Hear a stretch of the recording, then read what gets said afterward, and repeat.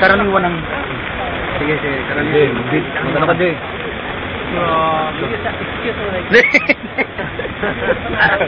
Sige na, Jay, magsalita ka. Para ano sa report. Karaniwan ng tahimik ang lugar na ito pagdating sa mga bagyong katulad nito dito sa crossing ng Mindanao Avenue at ng Congressional. So this is the very first time na nakita natin sumubrang ng taas ng tubig. If you could see yung kotse dun sa Gawiron, kita mo napakataas. Ayan o, mga kapuso, ayan o. Easy. Guys, sir. Ito pala sa banda. Sorry. Ayun, sa banda ron, nakita nyo, may mga tao na talagang hindi na sila makatransfer from the other side. Kaya naglagay na lang ng lubid yung mga tao. Ayun. Kanina lang, no, bago dumating itong aking ka-king, ay may mga taong ginulong na. Hindi ko lang kung saan na nakarating para nasuot yata ng imbornal, no? So, kaya...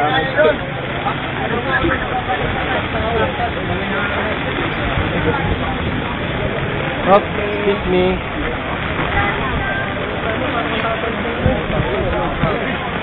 Salamat sir, doon sir. Pati doon sir. Talaga mo kaya?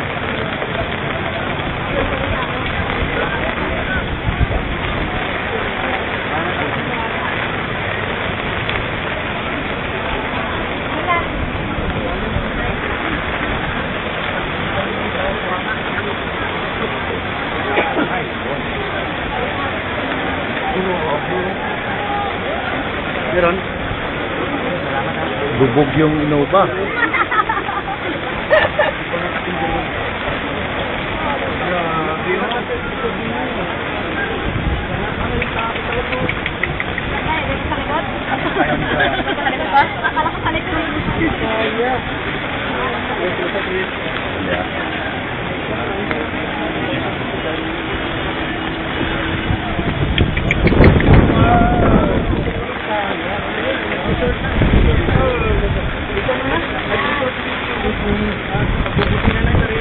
Tahimik ang lugar na ito dito sa gitna mismo ng Mindanao at ng Congressional Avenue pagdating sa mga panahon katulad dito.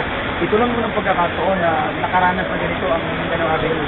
Kung makikita ninyo, no, yung tao dun sa kabilang side mismo sa southwest na stranded.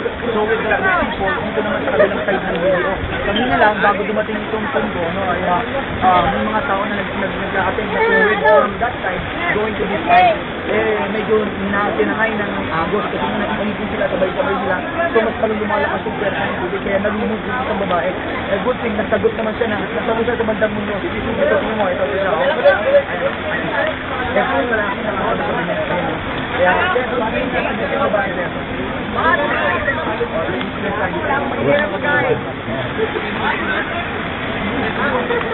Yung kotse dito sa Mandaron, yung kotse, ayun o. Ay.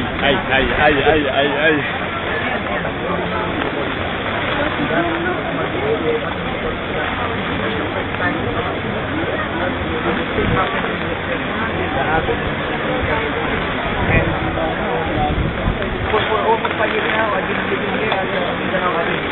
It's really the first time na nakakita ko doon kung patakas na level ng tubig. Dati sa Manila ko lang nakikita ito, no? Sa Blue Street. Ito po, yun. Magaya rin. Nakatayo ko ngayon dito sa may Mercury. Ito sa Plumart, may college Plumart. At yung basement nila, lubog na. Mataas ng tubig. Kinas na rin ang power supply. Ito, ito yung cameraman to, busy rin, no? Nagsiya-shot rin siya. Kaya. Ito po.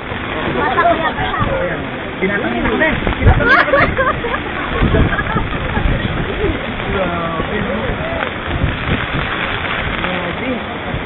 Nakita ko lang yung, just to give you an idea kung gano'ng kalakas yung current ng tubig, medyo lalaki na ano pang sa tubig, ha? Ayan yung takbo ng tubig. Ayan yung takbo ng tubig. Ayan. Ito yung elevated na tubig.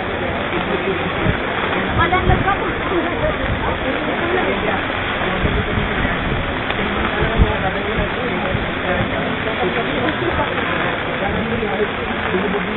Basta na? Magilis ka?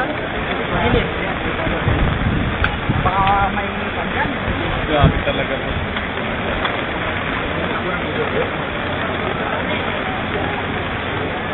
Kaya pa to.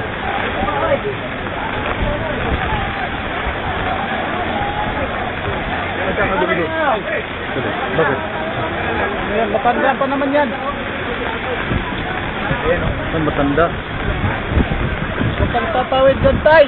Ako. Ayun, yung isang matanda rin, medyo, hindi ko alam kung butong si tatay, no? Kinukumbinsin yung mga grupo ng lalaki na huwag tumawid. Kasi nagpapalak na tumawid, kala ko yung sila ng mga awit. Kaya, mabuti na lang, sabi ng mga kalalakihan na inawal.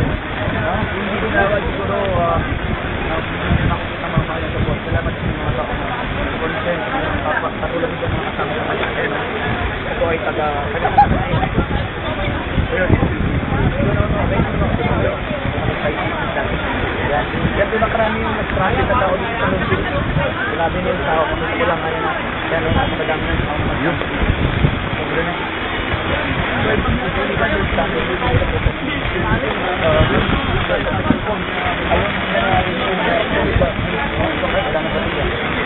sige, sige. Grabe. Wala na kuhan.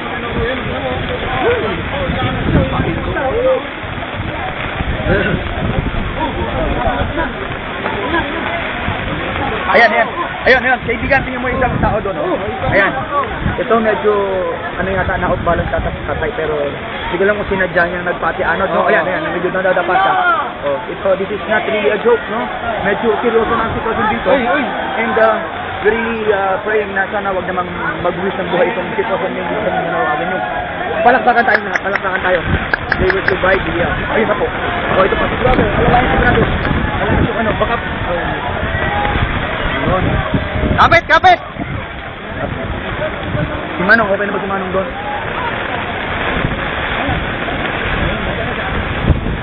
Bukpakan muna. Masanay.